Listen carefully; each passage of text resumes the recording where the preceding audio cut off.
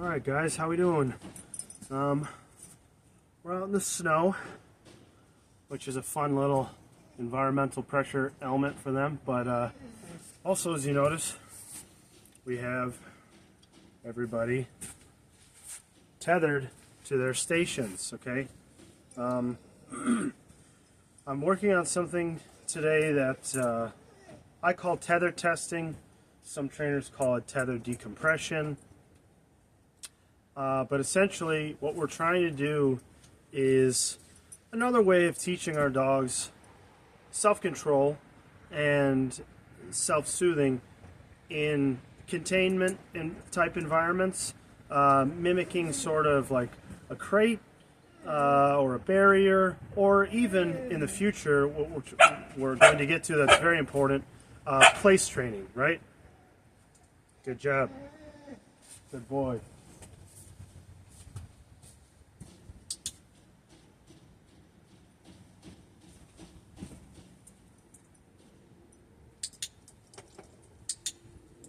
Alright, so I was not marking the barking, I was marking him soothing himself and stopping the barking.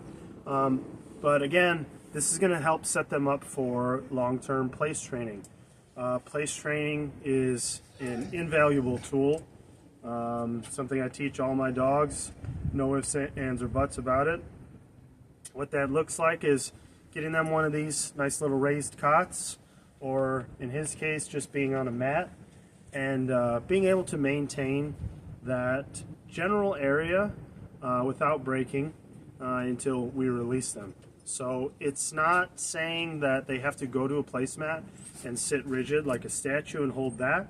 They can sit if they'd like to, they can stand, they can turn around, they can lick and chew on a toy, whatever it is, have a little Kong and PB on there, that's fine too. But what we're trying to teach here is self-control, okay? And this is a very difficult thing for young dogs, but it's also a difficult thing for inexperienced dogs or dogs that are used to having siblings around, right? Because they're used to, okay, dog's around, I should be able to go right up to that dog. Why can't I go up to that dog? So in teaching a little bit of self-control, it also goes through our self-soothing like in the kennel, because they're going to have to find ways to relax, although they are restricted to a certain area. And it's usually going to look like self-soothing, you know, licking like that, laying down. He's working through it with the whining. I'm not going to mark for the whining, but if he stops whining and relaxes, we'll mark and pay that. ABC, always build calm. In addition to teaching them that type of self-control, it teaches them, like I said, the future of our place training expectations.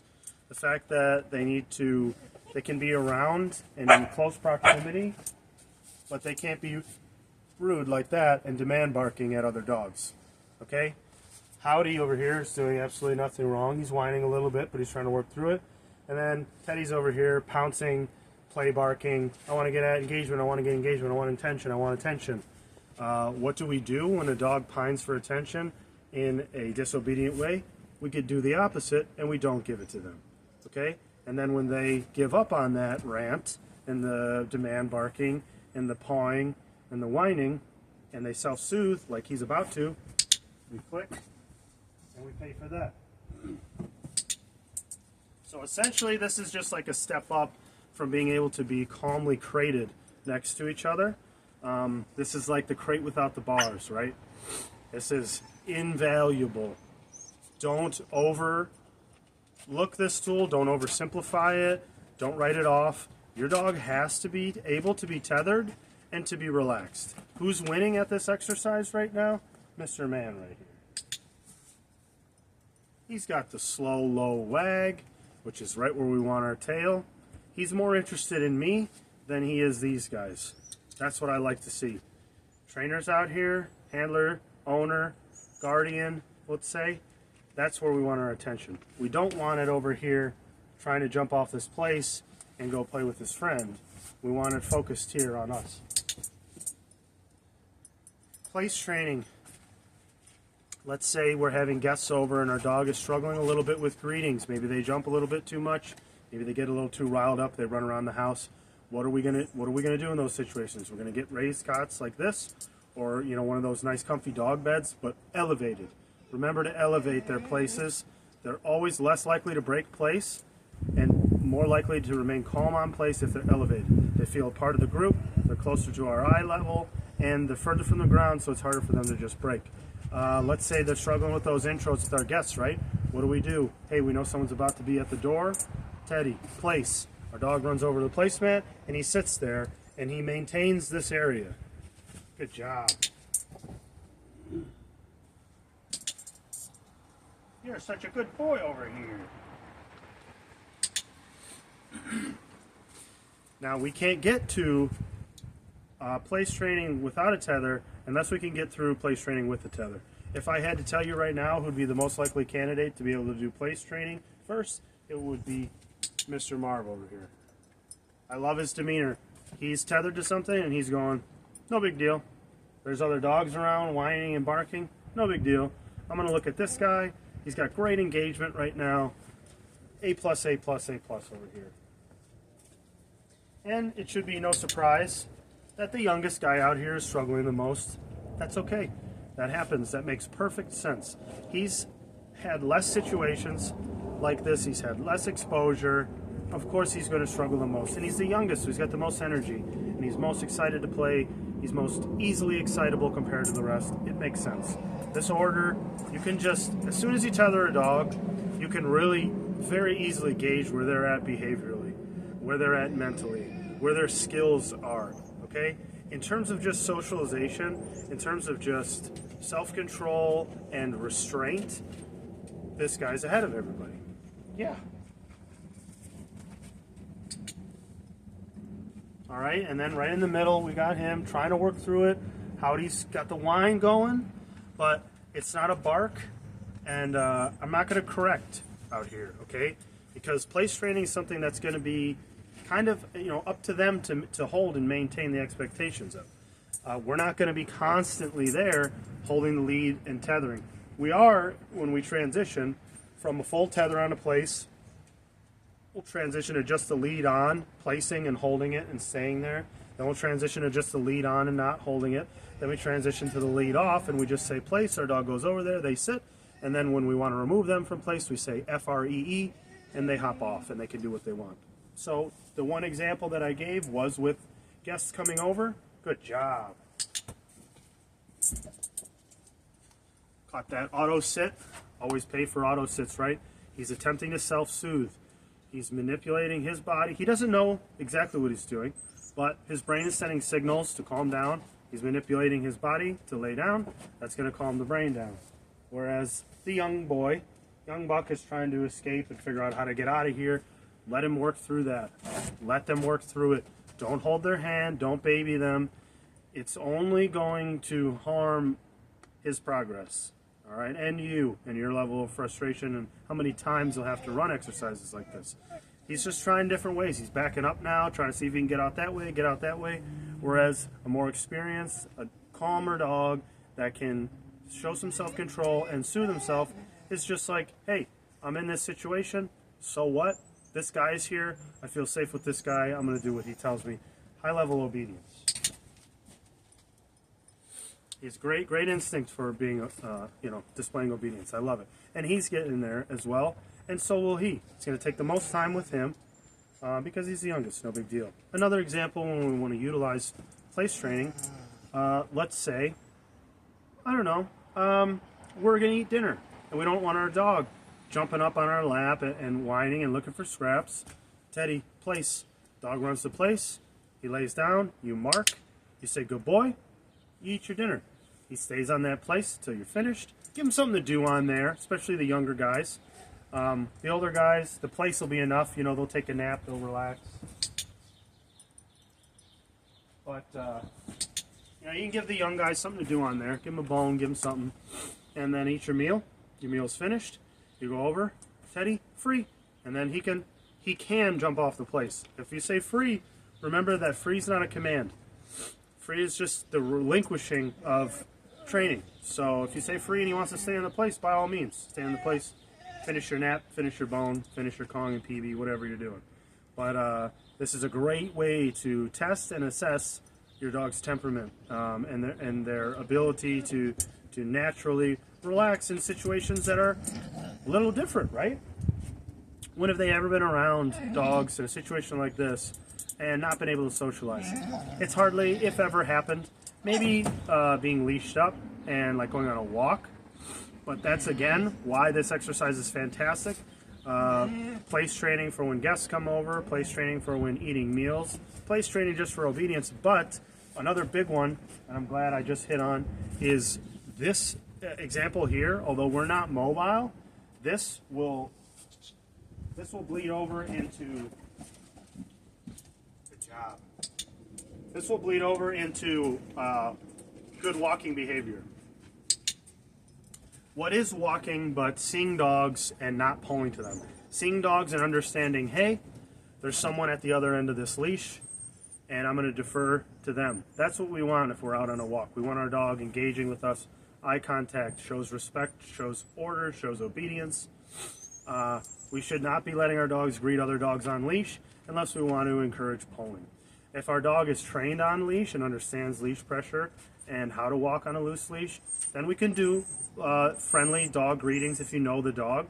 But don't let them ever pull you over to other dogs. Otherwise, every time in their life when they see a dog, they're going to start trying to pull your arm off, okay? It should be like this. You can see, you can observe.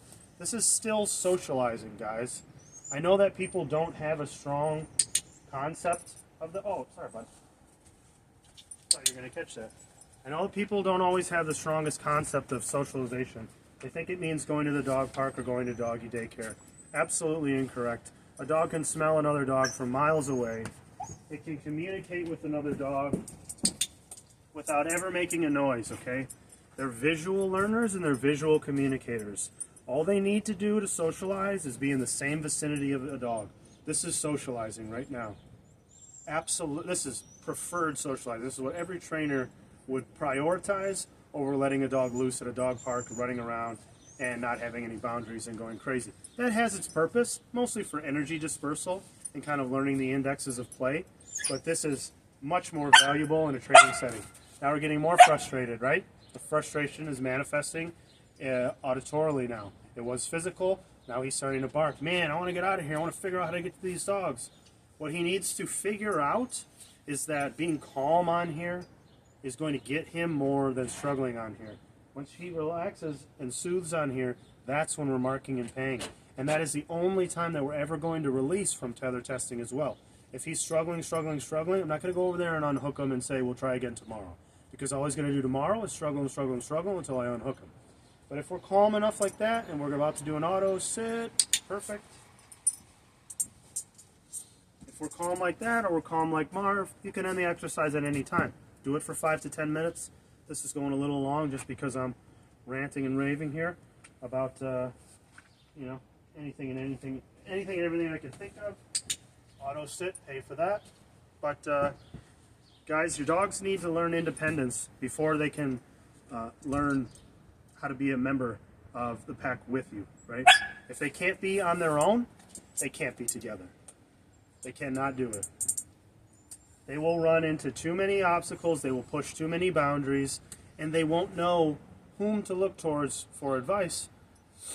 They won't know whether or not this is a self-soothing time, whether or not I should take direction from my guardian, as in, you know, on a walk or obedience session. They're just going to constantly be fueled and running off of impulses, which is essentially what puppies do, right? We want to get them past that stage, and we don't want them running on impulses anymore. We want them running on obedience or on social tactics that they've learned. We want them running off of experience, not impulse. Right now, Ted's just trying to figure out the world. No big deal.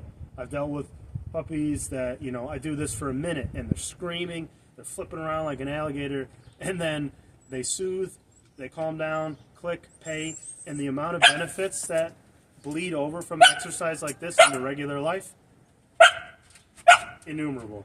All that whininess, all that disobedience, ignore. In fact, if you want to start making the short road to getting rid of that, when you hear that nastiness, you go pay the other guys.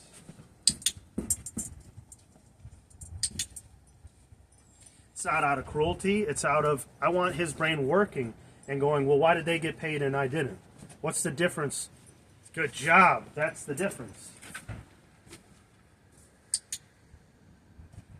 Did you see that?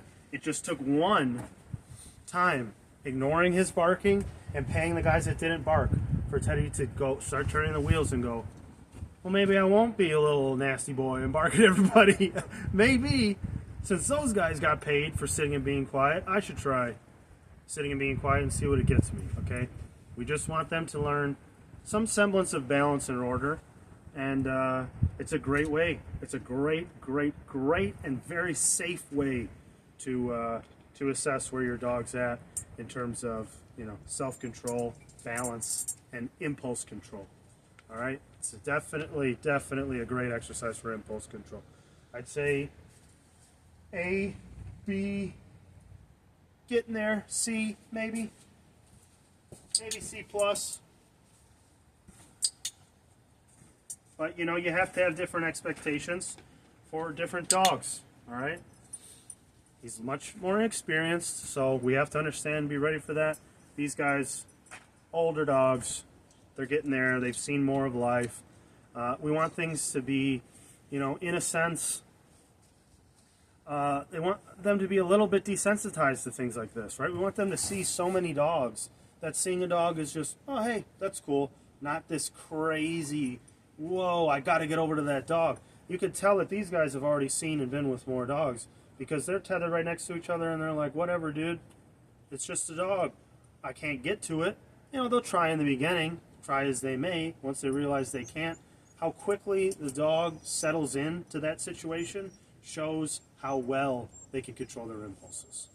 All right, so it's a great little exercise to do at home because even though you're not going to have these dogs around, I know we do have one with sibling dogs, so this exercise for Marvin, especially considering where him and his brother are at, is going to be imperative for the relationship, but it's also very good for him because you guys are going to be the dogs in this situation. He's going to be tethered on his placemat with his nice comfy toys and such, but he's going to want to get to you guys, and that whining is going to start, that barking is going to start.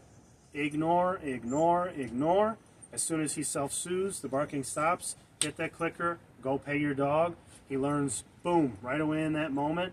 Man, I think I get more when I relax. I think I get more out of life, out of my relationships with my owners and other dogs when I am controlled and relaxed. And then when you guys, I know both of these dudes have sibling dogs at home, when you run exercises like this at home, do just like I did with Teddy. If you got one guy that's getting the exercise and doing great, go over, mark, pay that guy, ignore the other dog. That dog's going to go, what the heck, man? Wheels are going to turn. Why did he get paid? Why didn't I? That's why I love working dogs with dogs, because they always learn faster than they do with us. These guys learn right away. Once I came over and paid them and they were quiet and he was loud, I should just stay quiet. And remember in the beginning, he, Howdy was whining quite a bit. He's given up on that because what did the whining get him? Zilch. And what did sitting like this and being good boys get everyone? Constant reward, constant mark, positive mark, and constant reward. Constant positive reinforcement and constant good results. That's all they want. It's good things. I almost tripped. Good job, guys. All right. It's cold. And that's enough. And everyone's at a calm enough state, all in good body language positions where we can release. We're going to wrap it up, bring everybody inside. Please let me know if you guys have any questions on the tether testing impulse control exercises. Thank you.